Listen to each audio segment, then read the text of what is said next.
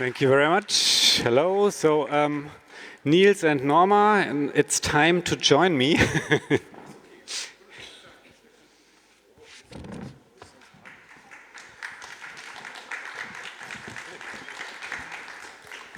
Upgrade or overload when human augmentation pushes into our lives. Hi, my name is Erik Eitel. I'm a curator for topics concerning tech and society. Today we want to talk about human augmentation technology. By this we mean, or I mean, technology that is designed to support people in mastering life situations or tasks, for instance in the work life, that they would not be able to perform to their physical abilities or only with difficulty. For example, due to the risk of illness or injury, we will talk about a specific case later. Or to put the topic in the context of this year's Republica, who cares about people who take care of people? So, because we will talk about hospitals and elderly care today as well. So we want to discuss this on the basis of nursing professions. We have an expert here, what their day-to-day work looks like and where they could use some maybe technical help. And since we don't have politicians on this panel, and at Republica we are not talking about inadequate wages, but about technology that could support caregivers doing their physical demanding jobs. But let me first introduce my panel. Here on my left I have Professor Niels Lahmann. He's Deputy Director of the Geriatrics Research Group at Charité, Universitätsmedizin Berlin, and Professor of Nursing Science. On my right I have Norma Steller. She is Head of R&D of the German exoskeleton developer German Bionic. Before we look at how human augmentation technology can support caregivers in hospitals and nursing facilities, I would like to clarify some definitions. So I start with you, Norma. So you're head of R&D, so technical development, at a company that manufactures robotic exoskeletons. So what do you personally understand by human augmentation? Which technologies fall under this definition? Yes, hello everyone, thanks for having me, great to be here. So human augmentation is of course a very broad topic, but to give you a very short and easy definition, for me it's everything that improves our abilities in a certain perspective. When we talk about exoskeletons, we talk about our physical capabilities, especially our strength, our posture, that we can enhance our physical being in the workplace or also outside of work. But when we think a step further, of course, even other devices fall under that category, even from a time when the term human augmentation was not even invented. I think about glasses, for example, a very clear case of human augmentation. And exoskeletons kind of fall in the same category. Of course, they look a little bit different than glasses, but they basically do the same. They are enhancing us where we fall short with our own capabilities. Mm-hmm. You mentioned glasses. I once had I saw a thimble-like attachment for, I think it was for the thumb, that was also referred to as an exoskeleton, for instance. So where does the development of human augmentation technology stand if we now focus on exoskeletons? So what's going on in the industry or also in the research area? Yeah. To give you just a little very brief introduction about exoskeleton technology, the technology is around for quite a while, actually. The first tries were done in the 60s, where exoskeletons looked a little bit like the computers from back then, like they were very bulky, very heavy, not really feasible for everyday work, but of course, what was picked up by it was, in the pop culture, exoskeletons were picked up, just mentioning some films and movies. So. Like Alien, for example, very, very famous scene. So in general, the idea of having something outside of our body that enables us was around for quite a while, but it has to be the right time for really to start developing in earnest and really rolling it out to different people.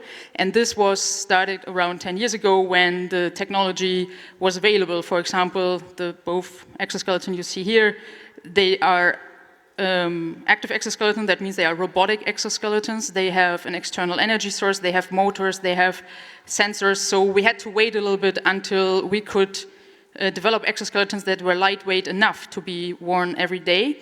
And since then, the industry really picked up. We have very different approaches to the topic, and we see them really entering different fields in society. We see them implemented in certain workplaces, like for example in logistics or manufacturing. We see them implemented now in elderly care and nursing.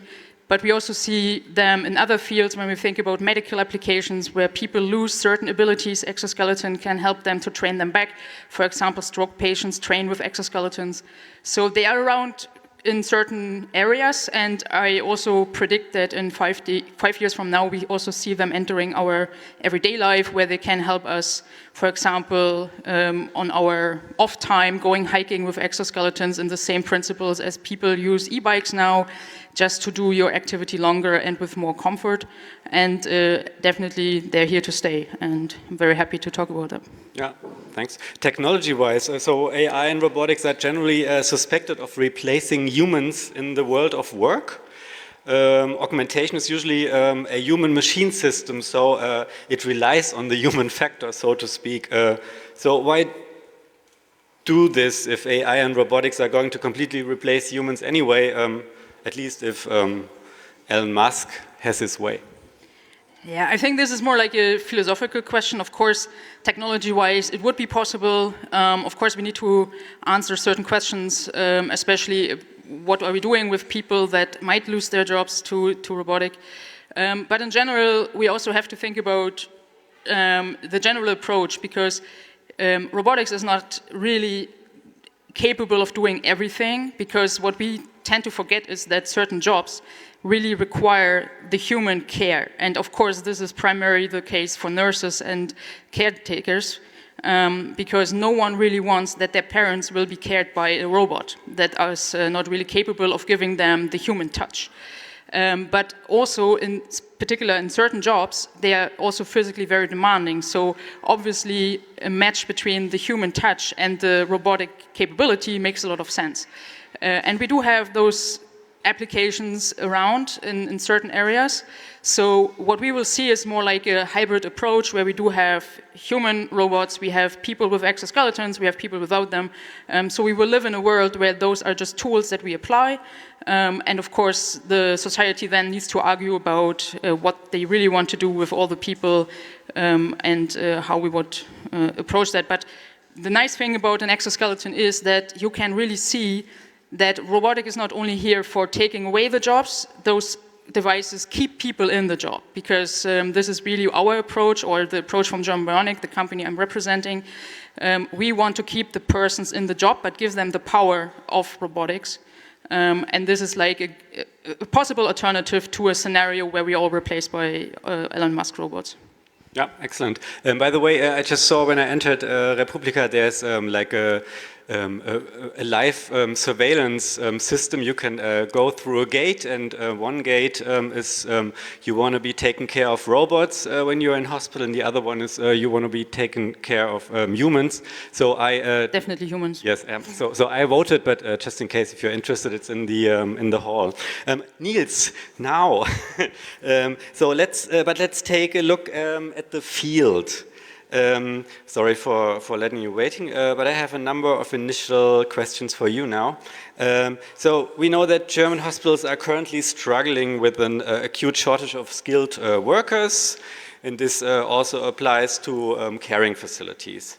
I've also read that there's a very high percentage of those dropping out of the nursing profession at the moment, or an increasing number. In your opinion, what are the main obstacles for attracting people to do a job in the nursing profession? Ooh, how much time do you have?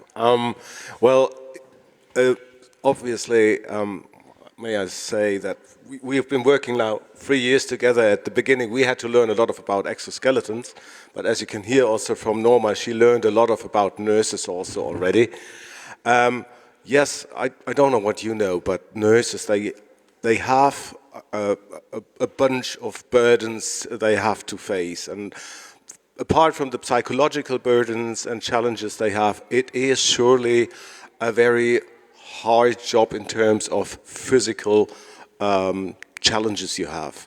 As you may know, the Germans, as you do not know, you spoke about the German hospital, but the problem causes actually for Germans, for hospitals worldwide and care facilities.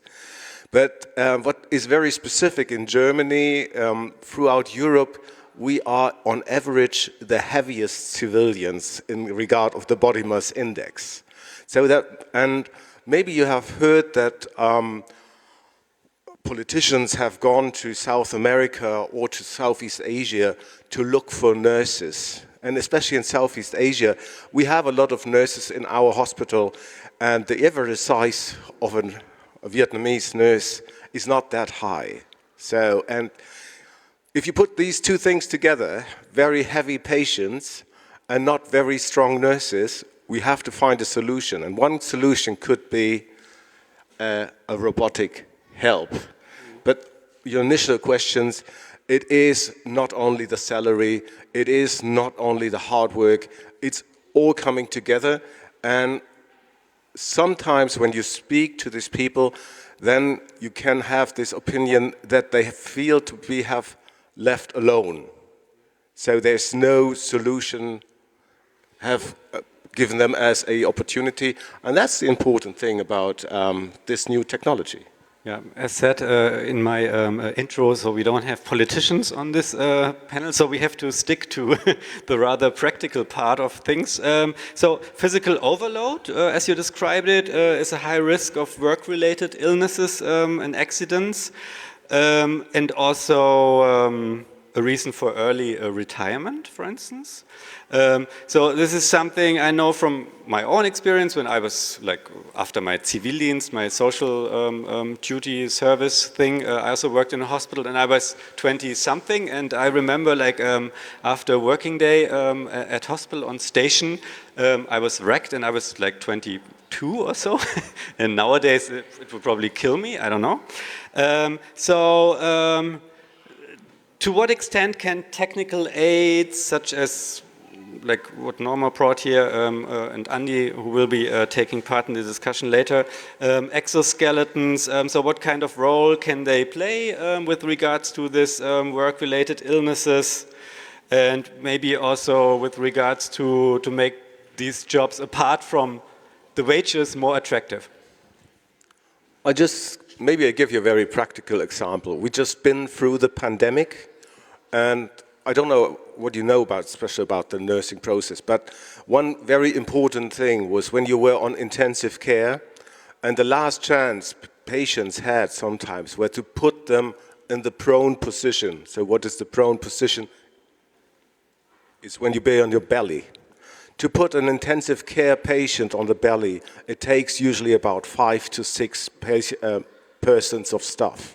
And it's still a very hard thing because you have to look about all the tubes and stuff, and so having something that can lift up 20, 30 kilos or help you with that would be very, very helpful in this situation. And these kinds of situations are very, very, there are a lot of things. Mobilization, the people lifting out of the bed, holding, standing over the patient, changing dresses. Maybe sometimes you have to and if you wash the patients, if you change some kind of dressings, it's about 15 minutes, 20 minutes where you are in this position, and that can really, really be hurting your back and make you worry about how long you want to do this in your life. Yeah, so I'm really glad this pandemic is over for now, and waiting for the next. Yeah, exactly. Let's not talk about it. But can we have a quick video played that we can show what you guys do at Charité at the moment with exoskeletons? Robot noises can now be heard at Berlin's Charité Hospital. An exoskeleton is giving nurse Sara Contreras additional support. It distributes the patient's weight away from the back to the shoulders and legs. It's everything we need. Protecting our backs is the most important thing we can do here to extend our careers. The robot on the nurse's back doesn't bother patients like Renata Meyer. She's happy for them.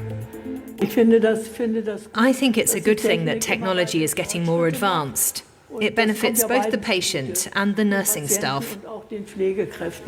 Charité has been testing exoskeletons since 2021. The current version is completely new and adapted for nursing. Head of Nursing Research Sandra Strube-Lahmann wants to do a study investigating the impact of the exoskeleton. She also hopes to have found a solution to the shortage of skilled nurses. I could imagine that we might be able to make a contribution to reducing the strain, and that might help prevent some people from leaving the profession.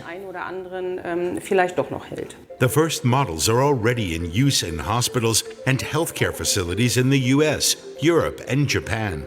It's just the beginning, says Stella. When people find a way to improve themselves through technology, they develop it further and integrate it into everyday life. An exoskeleton will be part of this. We'll find them both in our working lives and private lives. As we grow older, they'll help us live longer and stay independent. It will become normal to wear robots on our bodies. Nurse Sara Contreras is already convinced. She no longer wants to do without the support for lifting and bending. Okay, thanks. So when I saw the video, I was thinking, so I know you guys also did research together, because the exoskeleton that we saw was initially also used in other work contexts, in the logistics production area. So what were, when you, Charité and your company did research together, so what was the outcome? So what has changed with regards to like technical requirements, especially for this nursing use case? Yes, so yeah, I start and then you can add. So in general, when we started out, we developed exoskeletons for the logistics and industrial field. And of course, when you think about the typical user, you usually deal with males that are middle-aged, very strong because they do the job for quite a while. And of course, when we then entered nursing, we had to support a female body type. That was the first thing we had to do. And also, it's not only about adapting it to the person and the body, it's also about being comfortable in the system. That means that we are really taking care that every single nurse is feeling protected and good and look well, because those things are also very important for their self-esteem, etc. That was one aspect that goes to the user. The other was that, as I said, when we initially developed for industry, we talked about a human-machine system. In nursing environments, we talk about a human-human machine system, because we also have to think the patient. And for the patients, we adapted the exoskeletons that they can grab it easier, that they can hold themselves when they're transferred, for example. We also had to take care of the relatives to the patients. So because it's not, you have to earn some trust, because you can't just go there with a robot and say, yeah, I do that now with your grandma. So they have to be involved in the development process as well. And lastly, there are also practical things like that the system can be disinfected very easily, that parts can be changed very quickly, because we have to adapt to certain situations on the station. And this was all done with the help of the Charité. But what was really important for us, and then I hand over, is that the Charité really opened the doors for us, that we can even talk and approach to those people, and that we can be there in the environments, because it's usually a very protected, and rightfully so, protected environment, very intimate. And there, of course, you have to work with the nurses together, you have to work with the management of the nurses together and with the patients to really capture the requirements and then go into the development, and the result is really that. So we're very proud of the Apogee, which was developed with the Charité. And yeah, that's from the technical side, so maybe you want to Yeah. And what I also wanted to add, also with regards to this nursing research lab that you have, which may be also worth mentioning that something like this exists. Maybe you want to just elaborate a little bit. Maybe something to add, very simple, was like that on the first use, before we started, it was used by men, and most of the staff working in a hospital are women. So if you fix it here, it's just how to solve the problem that it's not pressing on the breasts of the women. A very simple thing, but it wasn't so easy to solve. What was really interesting is that by tradition, nurses are very critical against new technology or new things.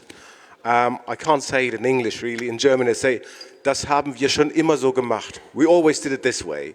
So if you come with something new, usually it's not that they say, yes, we were just waiting for it.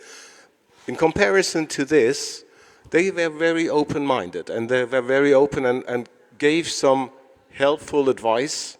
For instance, to protect the patient, we were not thinking about that he could there are some edgy and things where he can hurt himself, and so that was very helpful. And of course, as you mentioned, we were simulating this first in our lab. We have a nursing science lab in our institute before we actually went to the patients. That was very helpful. What I was also wondering, so you just said there was a relatively high acceptance. What do you think was the reason? Because they had the feeling it's helpful, or it was something done for them. Most of they are always looking for their patients, and most of new technology is addressing patient safety, security, etc. But now that was something done to help them with their work, and I think that was really a game changer in this sense. Since I just saw yesterday, I think it was yesterday in the news, Mr. Lauterbach mentioned that mentioned that the number of people who will be taken care or will need to be taken care of increased dramatically. So we have now a number of about 5 million people in Germany that need care in a facility. And so I was just thinking, so talking about the demographic change and the boomers that need to be taken care of, and at the same time take care probably of their parents that are also still alive. To look into my situation. So could such technology also relieve the burden on the care sector by enabling older people, for instance, to use augmentation in future so that they can remain autonomous for a longer time and don't get into the care system? I think that's a very likely application field for exoskeletons in the future, that we develop something very lightweight, very easy for elderly people that helps them stabilizing and keep mobile on the long term. Of course, exoskeletons in general, what you really need to take away, they are preventative devices. So we try to keep the person who's wearing the exoskeleton in their current state. It's really about that. It's about protecting health, protecting them from injury. So because a lot of people see exoskeletons as they transform humans into superhumans, this is not really the application. We want to be keeping them, and of course we can do the same things for elderly, for people doing sports. There's a lot of applications. If we can solve the upcoming crisis in caretaking, I don't really know. I think there has to be done a little bit more about that. But of course, exoskeleton will enter the field of preventative devices in the future, for sure. Okay, so we've now talked lengthy about there are many jobs in which human augmentation could help. But do people actually want support from exoskeletons? I mean, we just heard like a glimpse that some probably do, but I think there's also like an ethical question involved into this entire technology from my point of view. And yeah, I'd like to invite Dr. Andreas Argubi-Wollesen now to us on stage. He's head of R&D at ExoIQ, another German producer of exoskeletons, also like with a research background. So hi, Andy. Yeah, let's talk about the ethics. Isn't it very intrusive to require an employee to wear such a device at a workplace? Yeah, you mentioned that and the ethics, and that would be very intrusive. That's why, as of now, nobody is forcing employees to actually wear these devices. So when we have this approach to exoskeletons and their introduction into the workplace, first of all, it's an opt-in. So you're never forced to wear an exoskeleton right now. And I can't see a future where you are forced to do that, because you have to be proficient in your work. So in order to do that, you have to work freely, so how you like to do that. So there are still some safety requirements we already have to fulfill at the workplace. This is also the case with exoskeletons, but you're not forced to wear that. Your employer can actually present you a couple of different exoskeletons at the workplace. You can choose what kind of exoskeletons you best suit your needs, and then you take that. Or you refuse to take them. That's up to you right now, and this will stay like this in the foreseeable future. And I mean, I just had the example of a safety belt in mind. I mean, it was for a very long time not required, and then it was required by law. So if we had a development like this, for instance, that there was a law that exoskeletons would be like a PPE, like a protection equipment that is required by law, would that change this discussion? Certainly it would, but I'd like to talk about what we can actually achieve right now with the technology. So this is looking far too far in the future, because right now when you look at exoskeleton technology, it helps us, it supports us, but there are also limits to this kind of technology with almost all technology we have. So you have to see that the technology fits in between. We mentioned that in this caretaking environment, for example, the human interaction, and it has to fit right in there. And where it does not fit, it has no place. So, yeah, okay, got this point. But I mean, we just mentioned there's robotics technology, artificial intelligence technology involved in these devices. So, in general, to what extent is guaranteed that the human being retains the upper hand over the machine? So, I think we don't want that, or I would like to have a machine controlling the way I work, for instance. Maybe a question for you. Of course, it comes down to the development approach that you take, and so far all exoskeleton manufacturers, if they use AI in the first place, not all of them do, but if you start using them, of course you have to give them a certain task. And in general, almost all exoskeletons are designed in a way that you can always overpower them. This is a very important safety requirement. If you can't overpower the exoskeleton, then there might be something wrong with the fitting or also with the exoskeleton design, because that would be very dangerous. In general, again, we don't try to create the superhuman. We want to prevent injury and we want to prevent exhaustion. And that means that the exoskeleton is giving you support but not overpowering you. In terms of AI, again, not every manufacturer is using that at the moment. We use that for a very specific case, and that is that the exoskeleton learns how you would like to be supported. And of course, exoskeletons, as you can imagine, not every person looks the same, but also if two persons look the same, they don't move the same. And when you talk to someone and ask them, hey, how you move? how would you like to be supported in lifting? They can't explain it to you because it's such an implicit thing that we normally do. We don't even have words to describe the requirements, what an exoskeleton should really do when we really look into the perfect fit, when it's really about the perfect timing, the perfect torque that needs to be applied, and therefore we use AI to figure those things out. So then the AI is not involved in steering the exoskeleton, it's involved in refining and giving us ideas how to then refine the control system, for example. In the end, it's up to the people using it, how they want to use it. There's multiple things on the market, people can choose that. But to finish my thing about AI, from my personal perspective, when we think about exoskeleton, especially this kind of perfect fit, AI is absolutely required because, again, people can't really tell you what needs to be changed. You have to look into the data, you have to be able to adjust it in the minimal that every single individual user that you have in your exoskeleton, every single individual user needs to have their individual control system. And obviously you can't have thousands and thousands of data scientists and control system engineers, therefore use AI to do the last mile and make the device really perfect. Okay, to support.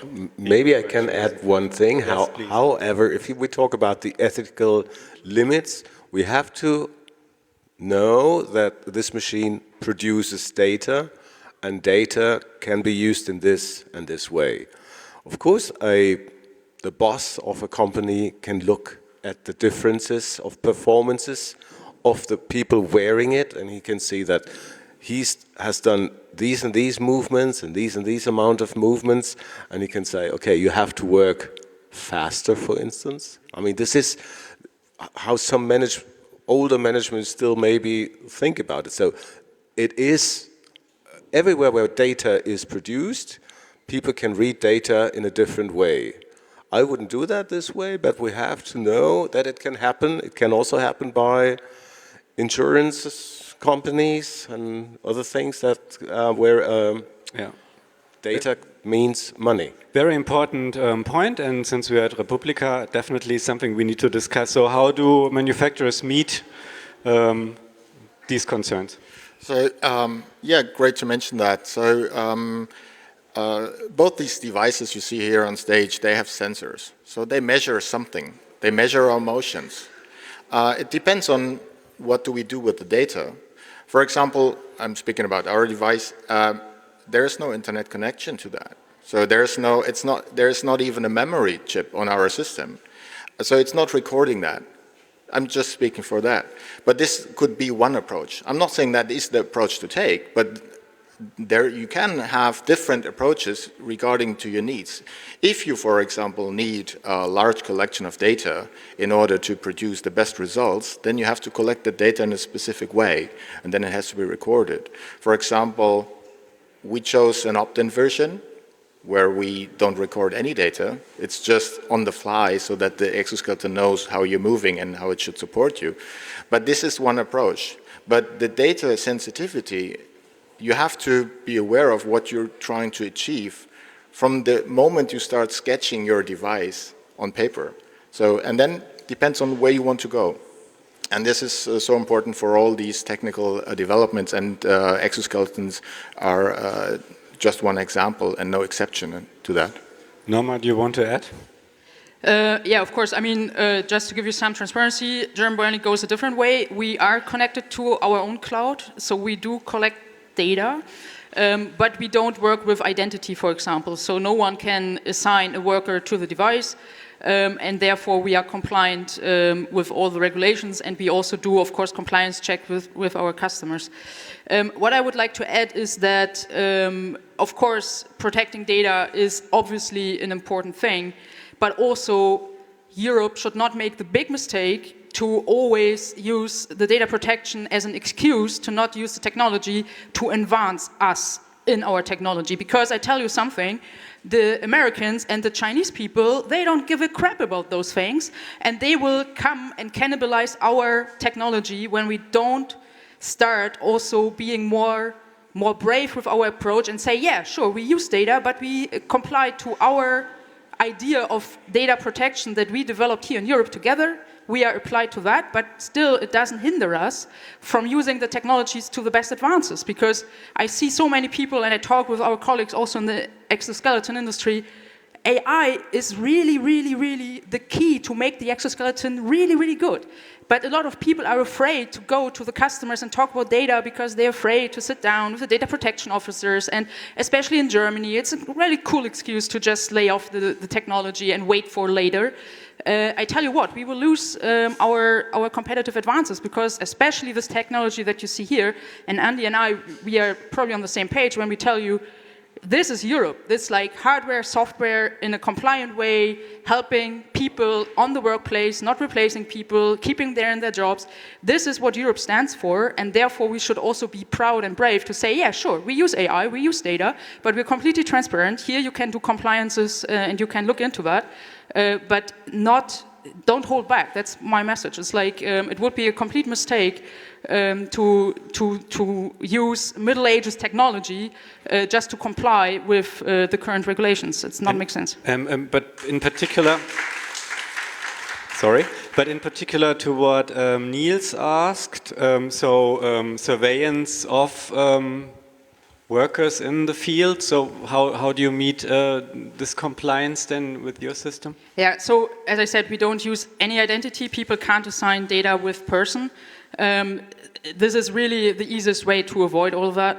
But I tell you also something, when you work in a shitty workplace where people really want to observe you, they do that already also without exoskeletons. We do have it, especially in logistics, where people are tracked to the second. This is reality of their workplace, and they will be fired if they don't meet the quotas, especially in the US, where we're also present. It is, and then when we want to really change that, it's not about technology, it's about changing the workplace culture, that we value the persons in their as individual beings. So, of course, a lot of people say, yeah, exoskeletons are super scary. I tell you, scanners are also super scary because they track the worker to the second. But no one puts a scanner on a newspaper and says, oh, this is a civilian device, but it actually is. I'm not saying that all exoskeletons will be developed in the way that we do. Again, there's other manufacturers in other countries. They don't have to comply with the European regulation or even with German regulation. And obviously, there is a place to do that. But again, when they want to do it, they do it already. And this is obviously a problem, but it's not really the problem of the exoskeleton. It's a societal problem.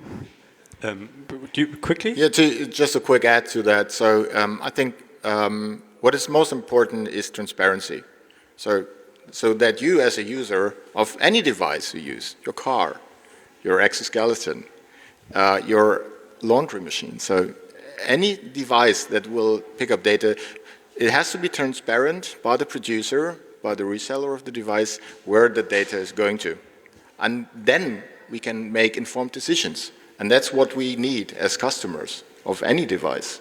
Yeah, but it was already coming, right? This is the Data Act that was done in the European Union. So, of course, they want to give the users the autonomy and give them the ownership about their data.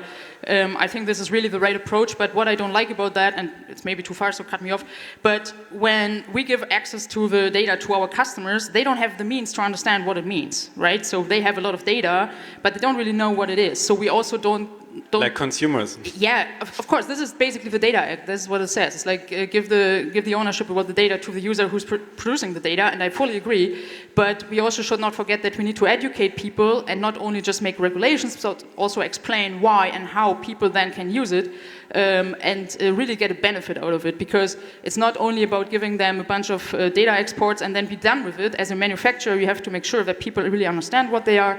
We take an approach. People have a mobile app. They can look into the data. They can see what they did. They can see what the exoskeleton is doing. Other manufacturers might solve this differently. But again, this is really solved by the European Union. And we can discuss about the Data Act all day long. But for us, it is a really good statement, again, about this European idea about European technology, that it's part of it. And I fully agree. And I hope that also our colleagues entering the European market from the US and China, they do apply to that as well. So do I. So I want to, before we do a little hands-on, so I think you guys also want to try these exoskeletons we've been talking about for a while now.